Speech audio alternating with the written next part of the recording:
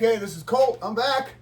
So we ground off the Phillips head screwdrivers. Okay, and that doesn't look that bad. You know, you got a few little whirly bird marks on there, but that's pretty good.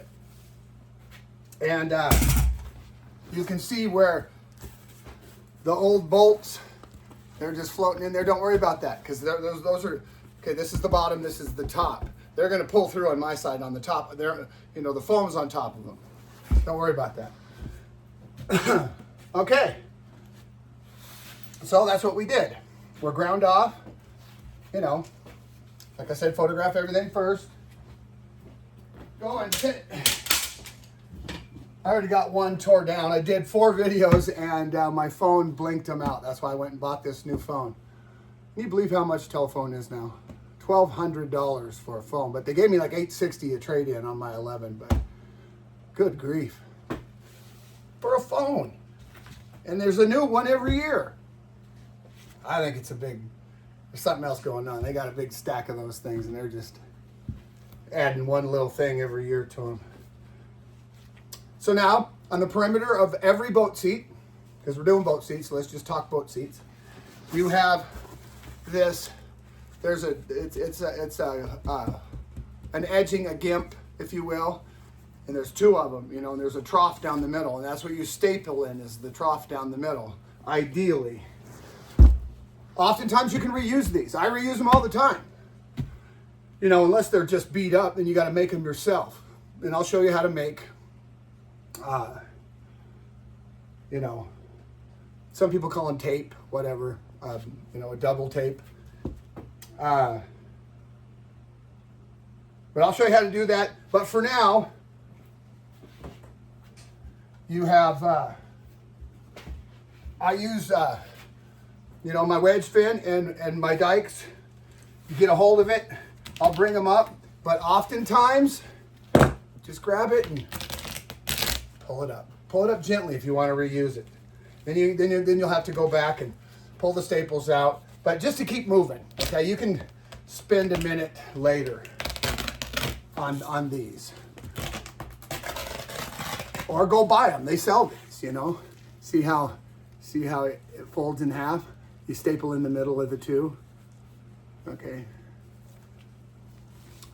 So just gently pull it up. You might want to reuse it. Like I said, I reuse them all the time, and I tell the customer I reuse these. They're on the bottom. Ain't nothing fancy about them. I myself wouldn't care if someone reused mine. And like I said, as long as they weren't, you know, you don't want it all beat up. But that's about the only thing that you're going to run into that you're going to reuse. You know. And I'm so weird about it. I'll probably go ahead and make some new ones, like I always do. Because I want, you know, you're going to do something for me, I know what I want. And if I want it, I know you're going to want it, because I'm a perfectionist at this stuff. So, you know, treat folks like you'd like to be treated. Don't cut no corners, because upholstery is a treat. So you come through, and when you're pulling staples, you keep it flat. You see that staple puller? You want that flat, like sideways. You know, you don't want to dig into your board. If you find yourself doing this underneath of what you can't see, you're pulling up splinters. And that's going to change the whole dynamics of your board. You're going to have to replace that board. So you don't want to do that. So there's a lot of times, just like this, you got to go through and pull it up. I like to get all the staples, you know, and then there's another way that people do it. This.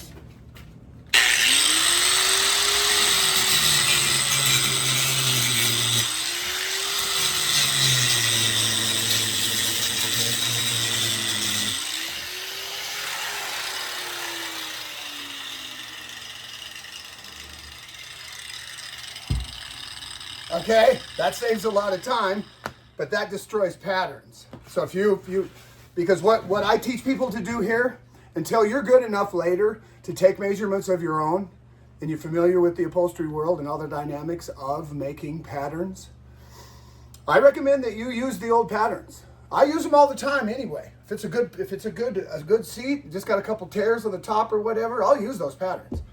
I'll take my time. I take them apart, seam ripper them all apart, iron them off. I've showed you how to iron and all that. Good patterns, and then you'll know if they're where they tore, to put a little extra, like 1/8 of an inch on that pattern. There's all kinds of little tricks because that's the seat. They've revealed to you what that seat will do, how that seat will be taxed in the future from wear and tear because of the shape of it, you know. So they did you a favor. You know, unfortunately, the customer had to suffer from it, but you, as you know, you can adjust to where that won't happen again to them. So win-win. A lot of times it's from the factory. It wasn't an upholsterer that did it. It was just a factory dynamic, and there was a flaw in it, because where they tear on the seam is where it's a factory flaw. The dimensions were not correct. They did not get those concaves and those contours and the heights and all that and blah, blah, blah. But it's a true fact. That's really a thing. So anyway, you can grind off your staples, but like I said,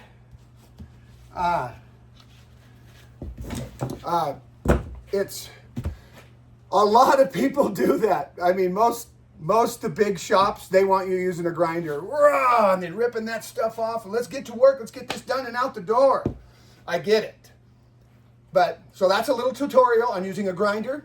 I used just a small piece because I use a staple puller. I go around and take my time. I like my stuff clean and neat, and I don't like tearing up the board. I guess you could, I mean, it works. So that's another short video. There's going to be a lot of these in succession. So I'm not going to kill you with these, because I know what I want to see when I see a YouTube video. Not a lot of blabber, you know, unless you're talking some good stuff. So I'm learning, getting better, so you guys can get what you need instead of having to sit here and endure me. So this video is about over.